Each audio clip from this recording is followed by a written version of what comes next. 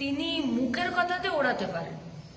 এই বাজেট তো শুধু বাংলা বিরোধী বাজেটের কথা নয়, এই বাজেট তো যুব বিরোধী, ছাত্র বিরোধী, শিক্ষা বিরোধী, স্বাস্থ্য বিরোধী। এ বাজেট তো গোটা দেশের মানুষের যে পুষ্টিগুণ পাওয়া তার বিরোধী।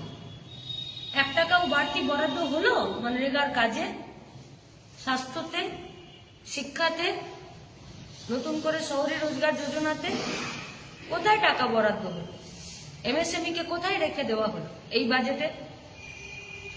এই বাজেটে যা করা উচিত ছিল সেটা হলো যে যারা সবথেকে বড় লোক কর্পোরেটে, তারা যা ব্যাংক থেকে লোন নিয়েছিল তাদের কাছ থেকে সেই লোনের টাকা ফেরত নিয়ে তাদের উপরে, তাদের মুনাফা, তাদের সম্পত্তির উপরে কর বসিয়ে গরিব মানুষের, খেটে খাওয়া মেহনতি মানুষের, নিম্ন মধ্যবিত্ত মানুষের হাতে তাদেরকে কিছু নিয়ে দিয়ে দেওয়া।